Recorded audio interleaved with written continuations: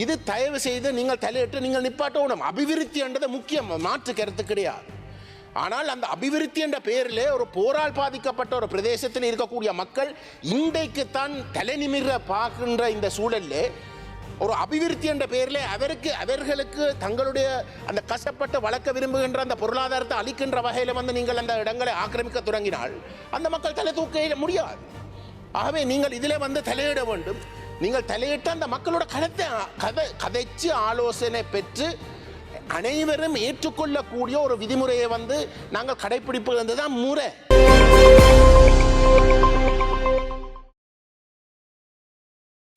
போராலே பாதிக்கப்பட்ட ஒரு பிரதேசத்தில் வந்து தொடர்ந்தும் ஆக்கிரமிக்கப்பட்டு அந்த மக்களுக்கு பாதிக்கப்பட்ட மக்களுக்கு அந்த காணிகளுடைய முழுமையான பலனத்தை அவர்கள் அனுபவிக்க முடியாத ஒரு நிலைமை நீடிப்பது வந்து ஏற்றுக்கொள்ள முடியாது. உதாரணத்துக்கு பார்த்தால் வந்து தனியார் காணிகளில் வந்து நீங்கள் காணி அமைச்சர் தையட்டியில், மயிலட்டியில், பலாலியில், வசவலானில், கேப்பாப்புலவு, முல்லைத்தீவில் முழுக்க இராணுவம் வந்து ஆக்கிரமித்து கொண்டு இருக்கின்றது. அது தனியாருடைய உறுதி காணிகள், ஒன்றில் அவர்களுடைய குடியிருப்பு காணிகள் அல்லது வந்து விவசாய காணிகளை வந்து தொடர்ந்தும் அவ்வகையில் வந்து ஆயிரக்கணக்கில் ஏக்கர் கணக்கு ஆயிரக்கணக்கில் வந்து ஆக்கிரமித்து கொண்டு இருப்பது வந்து ஏற்றுக்கொள்ள முடியாத ஒரு விடயம். இதுகளுக்கு தீர்வு காணாமல் இந்த தனியார காணி என்று தெரிஞ்சு கொண்டு இராணுவ சட்டவிரோதமாக ஒரு இனவாத நோக்கத்தோடு போர்க்காலத்திலே வந்து ஆக்கிரமித்து கொண்டு இருந்த அந்த காணிகளை விடுவிக்காமல் நீங்கள் இந்த மக்களுடைய காணி பிரச்சனையை தீர்க்கப் போவதாக அறிவித்து கொண்டு கடந்த 26ஆம் தேதி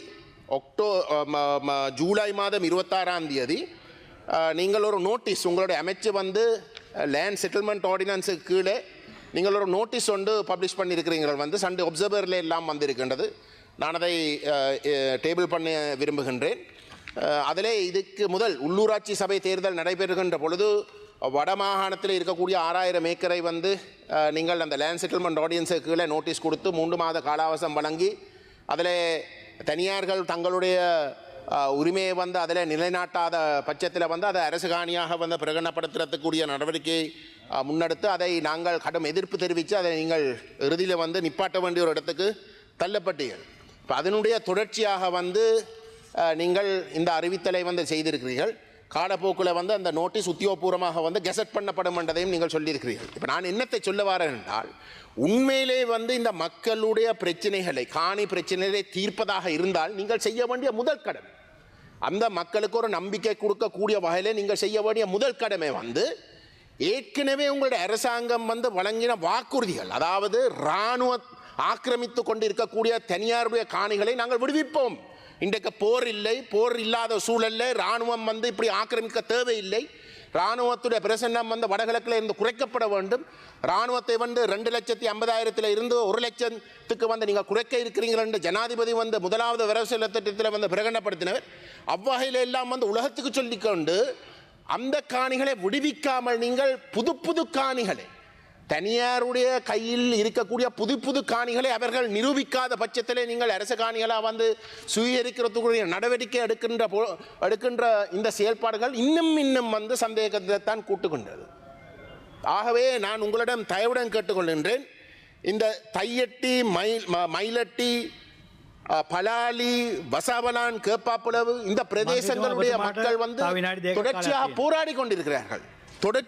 போராடி கொண்டிருக்கிற அந்த தொடர் போராட்டங்கள் நடைபெற்று கொண்டிருக்கின்ற சூழலிலே நீங்கள் இந்த 26ஆம் தேதி செய்திருக்கிற கெசட்டை நீங்கள் நிப்பாட்டி முதல் இந்த காணிகளை வந்து விடுவிக்கிறதுக்கு ஏற்கனவே நீங்கள் வாக்குறுதி வழங்கி ஆணைய பெற்ற விடயங்களை வந்து நடைமுறைப்படுத்துவதற்கு நீங்கள் நடந்து கொள்ள வேண்டும் என்று நான் தயவுடன் கேட்டுக்கொள்கிறேன். கடைசியாக வந்து கிளிநொச்சி பிரதேசத்திலே பூநகரி பிரதேசத்திலே வந்து கிராஞ்சி, வேரவில், வரைப்பாடு போன்ற பிரதேசத்தில் வந்து 34 காற்றாலைகள் இன்றைக்கு வந்து நீங்கள் நிறுவனத்துக்கு வந்து நீங்கள் நடவடிக்கை எடுக்கிறதாக வந்து டிஎஸ் ஊடாக அந்த மக்களுக்கு அறிவிக்கப்பட்டிருக்கின்றது. இந்த கிராஞ்சி பிரதேசத்தில் இருக்கக்கூடிய 24 காற்றாலைகள் வந்து அமைக்கப்பட இருக்கின்றது. அதில் 13 காட்டாறுகள் நேரடியாகவே வந்து மக்களுடைய குடியிருப்புகளுக்குள்ளேயும் மக்களுடைய விவசாய காணிகள் நடுவிலேயும் வந்து வர இருக்கின்றது. இது தயவு செய்து நீங்கள் தலையிட்டு நீங்கள் நிப்பாட்டணும். அபிவிருத்தி என்றது முக்கியம், மாற்று கருத்து கிடையாது. ஆனால் அந்த அபிவிருத்தி என்ற பெயரிலே ஒரு போரால் பாதிக்கப்பட்ட ஒரு பிரதேசத்தில் இருக்கக்கூடிய மக்கள் இன்றைக்குத்தான் தலை நிமிர பார்க்கின்ற இந்த சூழலில் ஒரு அபிவிருத்தி என்ற பெயரில் அவர்களுக்கு தங்களுடைய அந்த கஷ்டப்பட்டு வளர்க்க விரும்புகின்ற அந்த பொருளாதாரத்தை அளிக்கின்ற வகையில் வந்து நீங்கள் அந்த இடங்களை ஆக்கிரமிக்க தொடங்கினால் அந்த மக்கள் தலை தூக்க முடியாது. ஆகவே நீங்கள் இதில் வந்து தலையிட வேண்டும். நீங்கள் தலையிட்டு அந்த மக்களோட கதைச்சு ஆலோசனை பெற்று அனைவரும் ஏற்றுக்கொள்ளக்கூடிய ஒரு விதிமுறையை வந்து நாங்கள் கடைப்பிடிப்பது தான் முறை.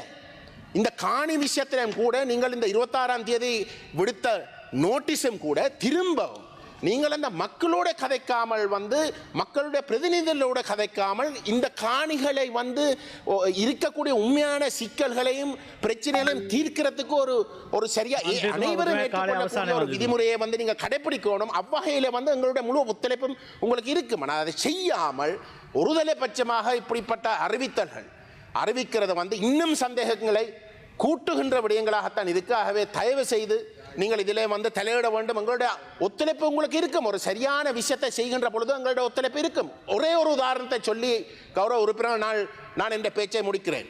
தையட்டியில வந்து காணிகளை அந்த தனியார் காணிகள் ஆக்கிரமித்து ஒரு விஹாரை கட்டப்பட்டிருக்கின்றது சட்டவிரோதமாக. அந்த காணிகளை அளக்குவதற்கு வந்து ஒரு முயற்சி மேற்கொள்ளப்பட்டது அரசாங்கம். அதை வந்து நாங்கள் தான் அந்த பாதிக்கப்பட்ட மக்களுக்கு சொல்லியிருந்தோம். எழுத்து மூலமாக அவர்கள் அறிவிக்கட்டும். இந்த காணிகள் உங்களுக்கு விடுவிக்கிறதுக்கு உங்களுக்கு திரும்ப வழங்குவதற்காகத்தான் நாங்கள் அளக்கப் போகிறோம் என்றதை வந்து எழுத்தில் எடுங்கள்.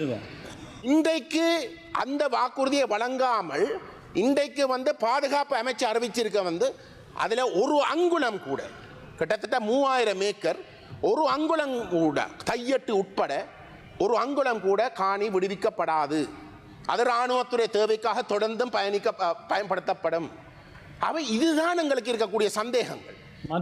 அனுபவத்திலே இராணுவம் எந்த அளவுக்கு இந்த விடயங்களில் காணிகளை விடுவிக்கிற விடயத்திலே வந்து பிரச்சனையாக இருக்கும் என்றதை தெரிந்து கொண்டுதான் நாங்கள் எங்களுடைய மக்களுக்கு வந்து ஒரு தவறான ஒரு அணுகுமுறைக்கு இல்லாட்டி அவர்கள் ஏமாற்றப்படக்கூடிய அணுகுமுறைக்கு அவர்கள் கண்ணை மூடிக்கொண்டு போகக்கூடாது என்றதுக்கு நாங்கள் வந்து அவர்களுக்கு அந்த அட்வைஸை கொடுத்தோம்.